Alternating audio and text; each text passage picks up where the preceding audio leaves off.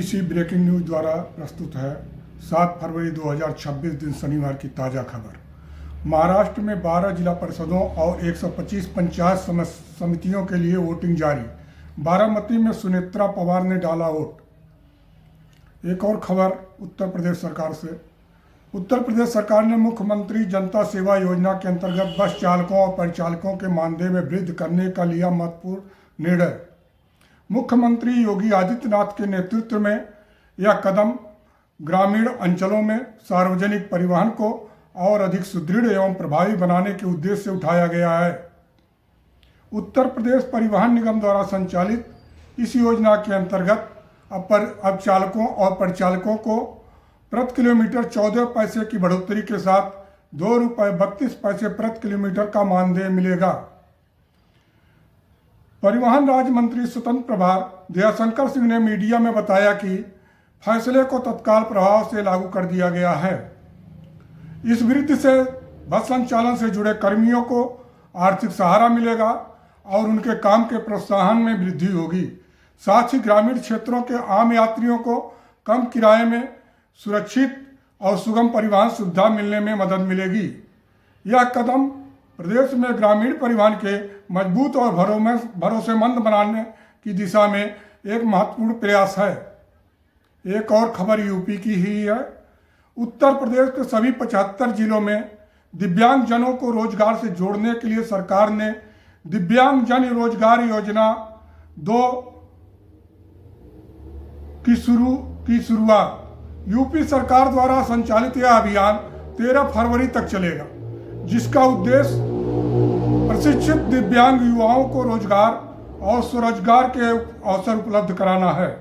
राज्य ब्यूरो के अनुसार इस अभियान के तहत रोजगार पाने वाले करीब 720 दिव्यांगजनों से फीडबैक भी लिया जाएगा, ताकि भविष्य की योजनाओं को और अधिक प्रभावी बनाया जा सके।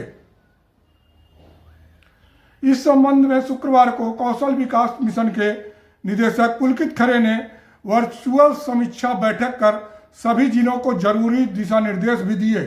उन्होंने कहा कि कौशल विकास मिशन और ITI से प्रशिक्षित दिव्यांग युवाओं की सूची तैयार कर उन्हें विभिन्न सरकारी और निजी रोजगार अवसरों से जोड़ा जाए। इस अभियान का मकसद केवल नौकरी दिलाना नहीं, बल्कि दिव्यांगजनों की प्रतिभा को निखारना और उन्हें आत्मनिर्भर बनाना है। एक खबर पटना से है, जहां पटना पुलिस ने पूर्णिया से सांसद राजेश रंजन उर्फ पप्पू यादव को शुक्रवार की देर रात उनके पटना स्थित आवास से कर लिया गिरफ्तार। बताया जा रहा है कि यह कार्रवाई करीब 31 साल पुराने एक मामले में की गई है।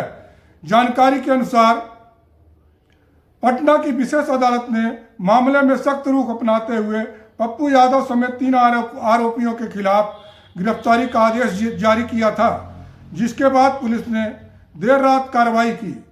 गिरफ्तारी के दौरान पप्पू यादव ने आशंका जताई कि उनकी जान को खतरा हो सकता है। इस दौरान उनके आवास पर करीब 3 घंटे तक अफरा तफरी का माहौल रहा और बड़ी संख्या में समर्थक जमा हो गए। समर्थकों ने गिरफ्तारी का विरोध भी किया। हालांकि पुलिस ने स्थिति को नियंत्रित करते हुए उन्हें हिरासत में ले लिया। पुलिस अधिकारियों का कहना है कि यह पूरी कार्रवाई अदालत के आदेश के अनुपालन में की गई है। मामले को लेकर आगे की कानूनी प्रक्रिया जारी रहेगी और पप्पू यादव को संबंधित अदालत में पेश किया जाएगा। इन खबरों के बीच राजस्थान से प्राप्त सूचना अनुसार राजस्थान के बांसवाड़ा में एक बस के खाई में गिरने से हुआ हादसा। इस हादसे में 3 लोगों की हो गई मौत। वहीं उत्तराखंड के बागेश्वर में पैराग्लाइडिंग के समय हुआ हादसा। इस हादसे में 2 पैराग्लाइडर्स हो गए घायल। चलिए आपको ले चलते हैं रक्षा अनुसंधान की तरफ, जहां भारत ने ओडिशा के चांदीपुर स्थित इंटीग्रेटेड टेस्ट रेंज से इंटरमीडिएट रेंज बैलिस्टिक मिसाइल अग्नि-3 का किया सफल परीक्षण। यह परीक्षण सामरिक बल कमान की देखरेख में किया गया, जिससे भारत की रणनीतिक और रक्षा क्षमताओं को मजबूती मिली है। एक और सूचना पाकिस्तान स्थित मस्जिद में हुए विस्फोट को लेकर आ रही है। बताया जा रहा है कि शुक्रवार जुमा नमाज के बाद इस्लामाबाद की एक शिया मस्जिद में हुए आत्मघाती हमले की भारत ने कड़ी निंदा की है और भारतीय विदेश मंत्रालय ने 31 लोगों की मौत पर शोक व्यक्त करते हुए इस हमले को भारत से जोड़ने की किसी भी कोशिश को निराधार बताया। एक और समाचार पुणे से है, जहां रिश्वतखोरी मामले में 2 अधिकारियों को कर दिया गया गिरफ्तार। सूचना के मुताबिक सीबीआई ने पुणे के खड़की में मिलिट्री इंजीनियरिंग सर्विसेज के 2 अधिकारियों को 2 लाख रुपए की रिश्वत लेते हुए गिरफ्तार कर लिया है। आरोप है कि असिस्टेंट गौरीशन इंजीनियर और जूनियर इंजीनियर ने ठेकेदार से भुगतान जारी करने के बदले 6 लाख रिश्वत की मांग की थी। वहीं गुजरात के वलसाड़ में हुआ भीषण हादसा। यह हादसा हाईवे किनारे स्थित एक रिहायशी मकान पर कंटेनर गिरने के कारण हुआ। इस घटना में घर पर भोजन करने के लिए बैठे एक व्यक्ति की मौके पर ही हो गई मृत्यु। हादसे में प्राप्त समाचार के इसी क्रम में गुरुग्राम में तेज रफ्तार कार का टूटा कहर। तेज रफ्तार कार ने स्कूटी सवार छात्रा को मारी टक्कर।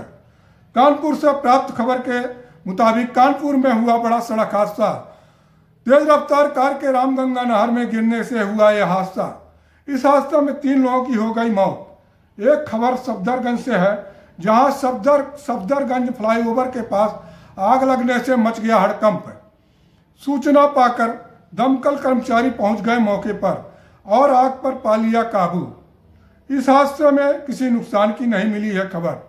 वहीं टोल टैक्स से परेशान लोगों ने राजस्थान के पाली में धार से तोड़ डाला बैरियर और केबिन में जमकर की तोड़फोड़।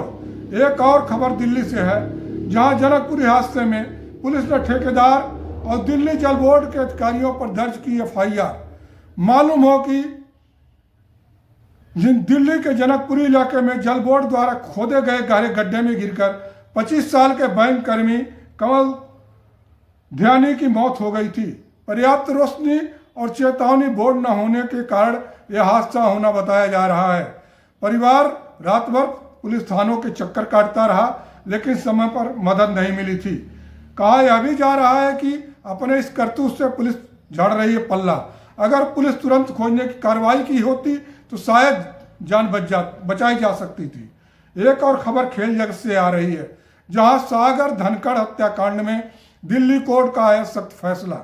बताया जा रहा है कि इस मामले में ओलंपियन सुशील कुमार की जमानत याचिका कर दी गई खारिज।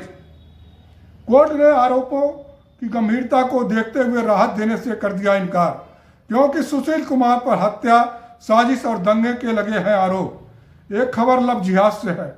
खबर के मुताबिक मुस्लिम युवक ने खुद को जाट बताकर हिंदू युवती को पहले फंसाया प्रेम जाल में, फिर किया उसका यौन उत्पीड़न। शिकायत के बाद उसे कर लिया गया अरेस्ट।